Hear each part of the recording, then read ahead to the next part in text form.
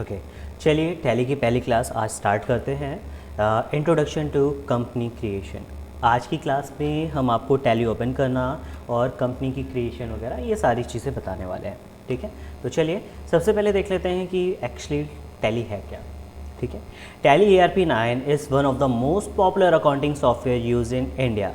तो आपको एक चीज़ बताना चाहूँगा, टैली जो सॉफ्टवेयर है ना, ये अकाउंटिंग वगैरह के लिए बेस्ट सॉफ्टवेयर है और ये इंडियन ओरिजिन का है। इसके जो क्रिएटर हैं उनका नाम है एस गोयनका। ठीक है, एस गोयनका ने इसको क्रिएट किया था टैली को। ये एक इंडियन ओरिजिन सॉफ्टवेयर है, अकाउंटिंग का सॉफ्टवेयर है। अच्छा, it is complete enterprises software for small and medium enterprises, यानी कि छोटी छोटी जो क्या नाम है संस्थान होती हैं या फिर कुछ मीडियम संस्थान होती हैं, उन सब जगहों पे अगर स्टॉक वगैरह रखना है, हिसाब किताब रखना है, सैलरी वगैरह का हिसाब किताब रखना है, टैक्सेस का हिसाब किताब रखना है, जैसे कि GST वगैरह हो गया, कहीं कहीं सेस वगैरह लगता है, तो इन सब का हिसाब किताब रखने के लिए टैली जो है बेस्ट सॉफ्टवेयर होता है। ठीक है, चलिए थोड़ा सा और आगे देख लेते हैं। अभी देख लेते हैं, यहाँ पे बारी आती है कि डाउनलोड टैली ERP को, टैली ERP को कैसे हम डाउनलोड कर सकते हैं। यहाँ पे बच्चों मैंने स्टेप लिख रखा है, स्टेप आप लोग देख लीजिएगा। मैं आपको यहाँ पे डायरेक्ट डाउनलोड करके दिखाता हूँ। ठीक है, देखिए आप किसी भी ब्राउज़र पे चले जाइए, start your browser, then type Tally solution, then go to download. Now you have to select previous version और फिर 9.6.6 के पुराना कोई भी वर्जन आप इस्तेमाल कर सकते हो। पुराना मैं इसलिए बोल रहा हूँ, अगर आपके पास विंडोज 7 है देन, अदरवाइज आप लेटेस्ट कर सकते हो। ओके, जाते हैं हम क्रोम पे। कोई भी ब्राउज़र आप इस्तेमाल कर सकते हो, क्रोम ही ज़रूरी नहीं है, जो भी आप चाहो कर सकते हो। यहाँ पे आपको लिखना है टैली सॉल्यूशंस और एंटर कर देना है। ठीक है, टैली सॉल्यूशन करते ही आपको यहाँ पे पहला वाला ऑप्शन मिल जाएगा, आप इस पर क्लिक कर सकते हो, या फिर डाउनलोड टैली प्राइम पे भी क्लिक कर सकते हो। आप इस पर क्लिक करेंगे, क्लिक करने के बाद देखिए यहाँ पे आपको ऑप्शन दे रहा है कहीं ना कहीं, कहाँ है, डाउनलोड्स का। ओके, क्लिक किया, यहाँ पे देखिए टैली प्राइम आपको डाउनलोड करने के लिए दे रहा है, लेकिन आप अभी क्या सीख रहे हो बच्चों, टैली ERP9। इसलिए हम क्या करेंगे, टैली ERP9 को देखेंगे कहाँ पे मिलेगा। स्क्रॉल डाउन करेंगे, यहाँ पे आपको मिलता है प्रीवियस वर्जन, इस पर क्लिक करिएगा। प्रीवियस वर्जन पे क्लिक करते ही यहाँ पे आपको बहुत सारे पुराने वर्जन मिल जाएंगे।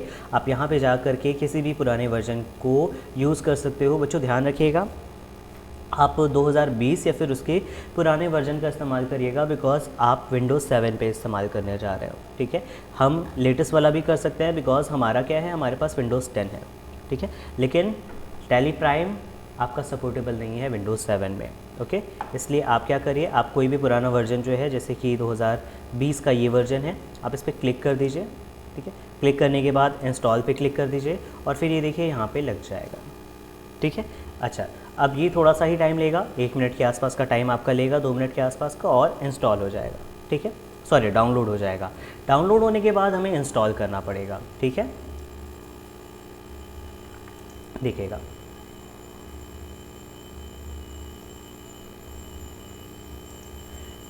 ये देखिए यहाँ पे डाउनलोड ये हो जाएगा, यहाँ पे ये डाउनलोड हो जाएगा। डाउनलोड होने के बाद देखिए अब इंस्टॉलेशन कैसे होती है बच्चों, इंस्टॉलेशन बहुत ही आसान होती है। कैसे, आपको बस क्या करना होता है, आपको रन करना होगा इसे डबल क्लिक करके। उसके बाद जितने भी ऑप्शन आएंगे, I accept, I agree, okay, next, ये स्टेप्स आपको करते चले जाना है और आपका टैली फाइनली डाउनलोड हो जाएगा। ठीक है, तो चलिए मैं इसको पॉज कर देता हूँ, मुझे डाउनलोड करने की ज़रूरत नहीं है। ओके, तो अब मान लीजिए टैली तो डाउनलोड हो गया। ठीक है, टैली हमारा डाउनलोड हो गया। तो अब यहाँ पे बेसिक बटन वगैरह के बारे में बात की जा रही है, तो चलिए हम क्या करते हैं, बेसिक बटन तो जान लेंगे, पहले टैली तो ओपन कर लें। ठीक है, टैली मैंने विंडोज़ किया और यहाँ पे टैली टाइप किया। टैली देखिए यहाँ पे मिल रहा है मुझे ERP9, क्लिक करिएगा और क्लिक करने के बाद ये आपका टैली ओपन हो जाएगा। ठीक है,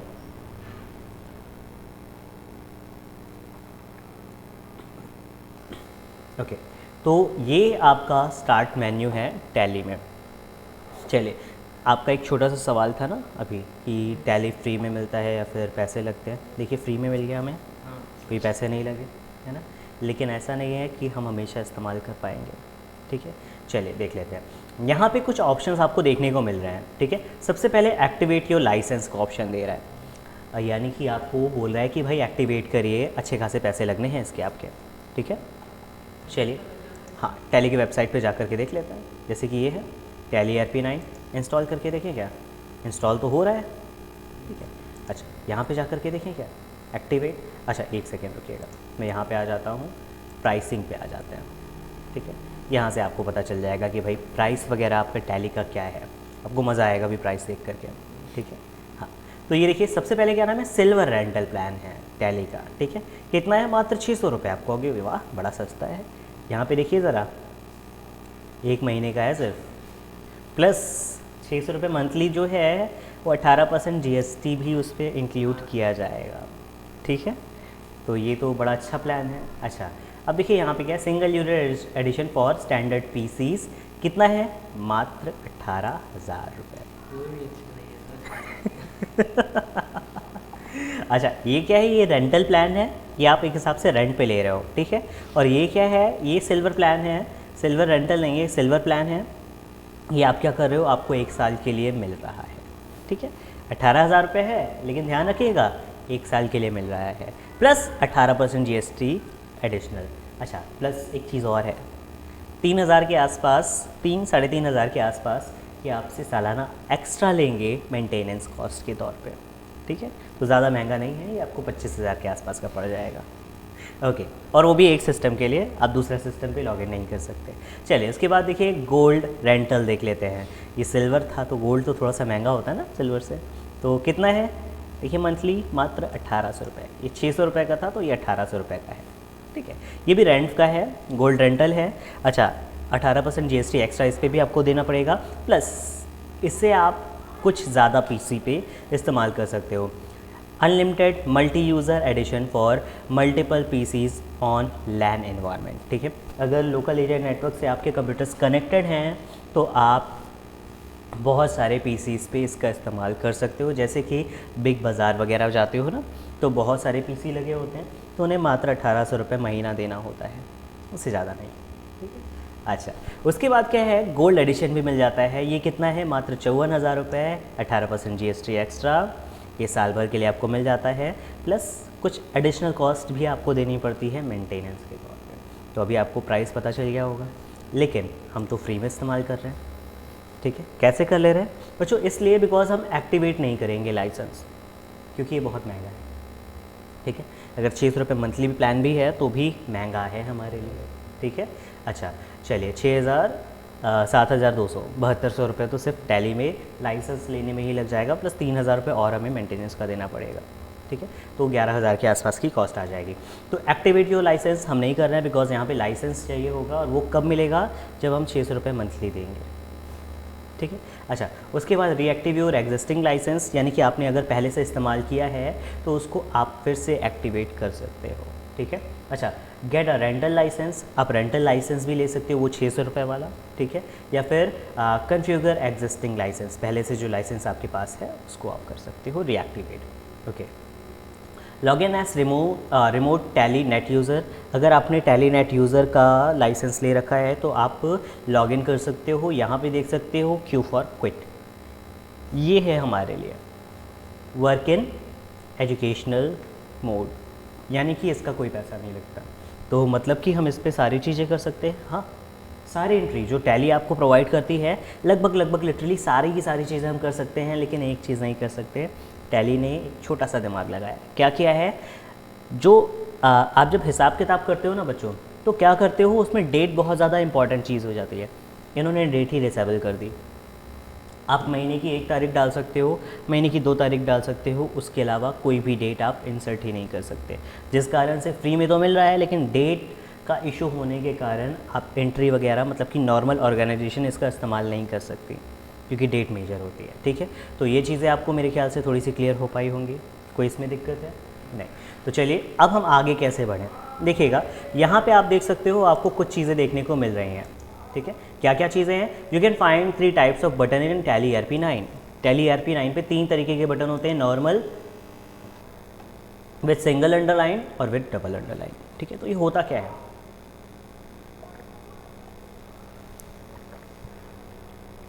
देखिए जब आप टैली पे आ जाते हो, तो देखिए यहाँ पे सिंगल अंडरलाइन वाली कुछ आपको बटन्स देखने को मिल रहा है, ठीक है। यहाँ पे कुछ डबल अंडरलाइन वाले बटन्स भी हैं, है ना, और कुछ बिना अंडरलाइन वाले बटन्स भी हैं, जैसे कि F2, ठीक है। तो क्या है ये चीज़ें, चलिए उसको देख लेते हैं। जैसे कि आपको क्या करना है, आपको सिंगल अंडरलाइन वाले बटन को क्लिक करना है, तो आप डायरेक्टली भी क्लिक कर सकते हो, ठीक है, एंटर कर दोगे तो ओपन हो जाएगा। या फिर सिंगल अंडरलाइन वाले बटन को आप अल्ट बटन होता है कीबोर्ड पे एक, ठीक है, अल्ट के साथ जो भी बटन दे रहा है W आप प्रेस कर दोगे तो आप ओपन कर लोगे, ठीक है। जैसे यहाँ पे देख पा रहे हो ना, क्या लिखा हुआ है A, आप सिंपली A पे क्लिक करोगे, ये क्या है, इस पर अंडरलाइन नहीं है। A पे सिंपली क्लिक करोगे तो आप अकाउंटिंग पे चले गए, G पे क्लिक करोगे तो आप ग्रुप पे चले गए, C पे चले गए तो क्रिएट होने लगा, ठीक है। स्केप बटन होता है आपके पास एक, सबसे पहला बटन ऊपर साइड, स्केप बटन पे क्लिक करते हो तो आप पीछे आ जाते हो, ठीक है। वाई आपको क्लिक करना होगा क्विट करने के लिए, ठीक है, फिर स्केप कर दीजिए और फिर स्केप कर दीजिए, ठीक है। तो सिंगल लाइन और विदाउट लाइन आपको क्लियर हो गया होगा। डबल अंडरलाइन वाला क्या है, आप देख सकते हो यहाँ पे कहीं ना कहीं आपको डबल अंडरलाइन मिलेगा, जैसे कि टैली शॉप पे। तो डबल अंडरलाइन वाला आप कंट्रोल के साथ प्रेस करते हो, कंट्रोल के साथ एस पे क्लिक करोगे तो शॉप टैली पे आप पहुँच जाओगे। क्लिक मैंने किया, ये देखिए फेल टू कनेक्ट, ठीक है, यहाँ पे इंटरनेट की कनेक्टिविटी ना होने के कारण अभी कनेक्ट नहीं हो पाया, ठीक है। और यहाँ से पीछे आने के लिए क्या करेंगे बताइए, स्केप, ठीक है। तो ये चीज़ें मेरे ख्याल से आपको क्लियर हो पाई होंगी।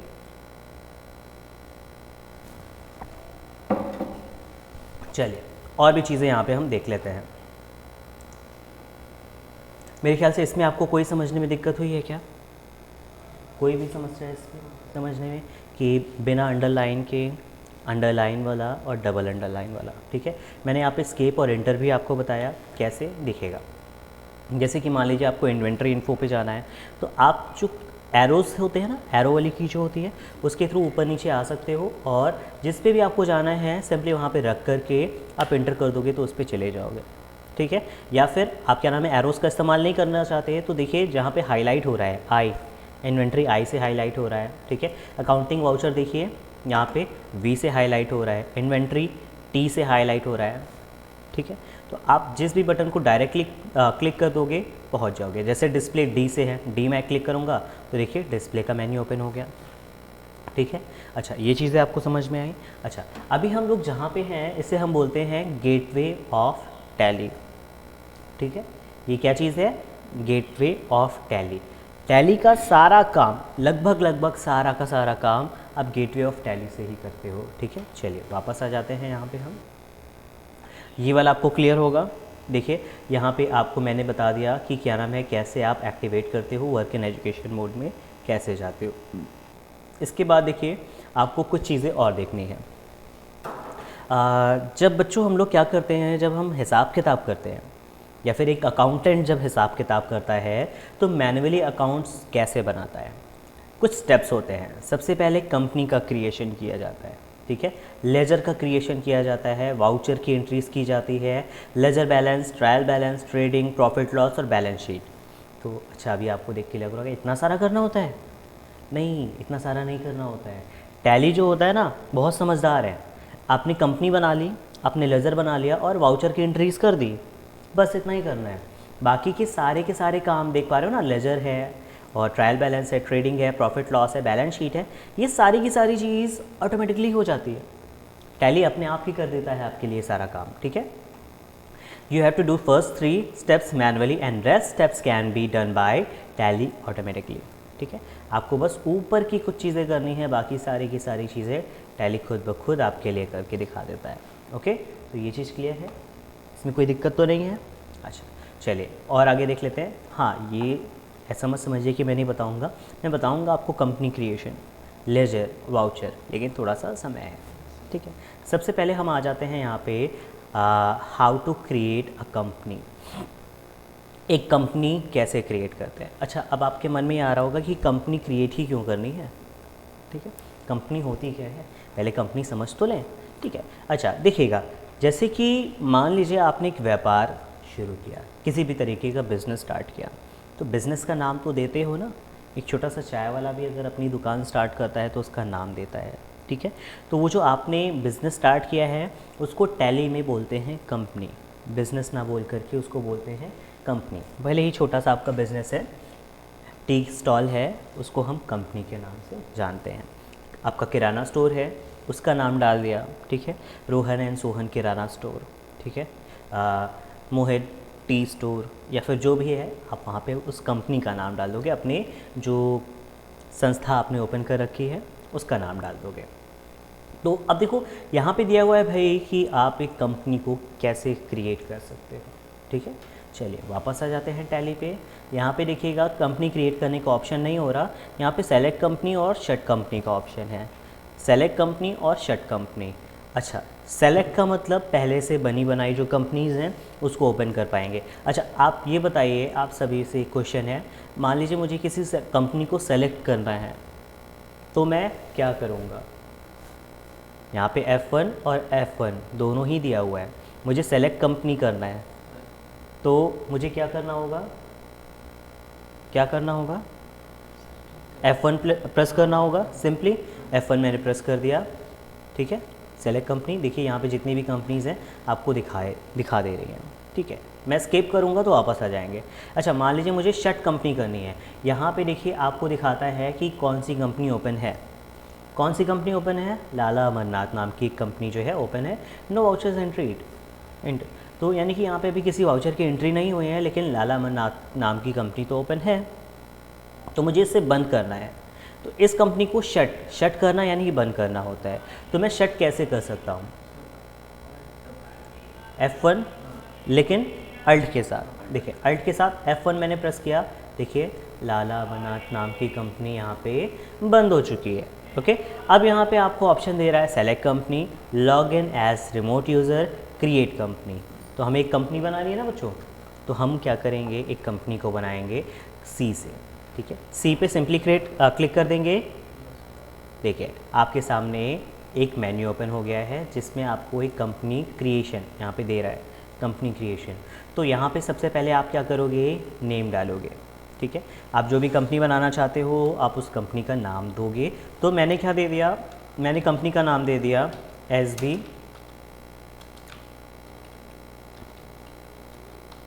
कंप्यूटर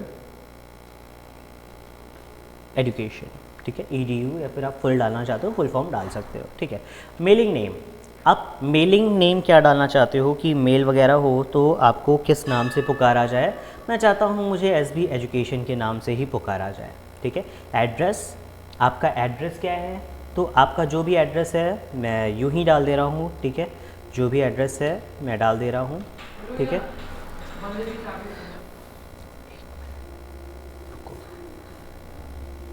ठीक है, ये हो गया। अच्छा अब इसके बाद क्या है, इसके बाद आपको क्या करना है, आपको यहाँ पे पूरा नाम डाल देना है, ठीक है, ओके।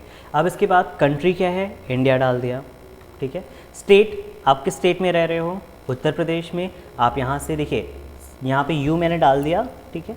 यू डालने के बाद यहाँ पे कई सारे ऑप्शन देने लगे, आप सिंपली कर्सर से जाओगे, उत्तर प्रदेश सेलेक्ट कर लोगे, ठीक है। पिन कोड जो भी है वो डाल दीजिए। अच्छा फ़ोन नंबर आप जो भी डालना चाहते हो ये डाल दिया। Mobile number, sorry actually mobile number यहाँ पे डालना चाहिए था। अच्छा तो एडिट करने के लिए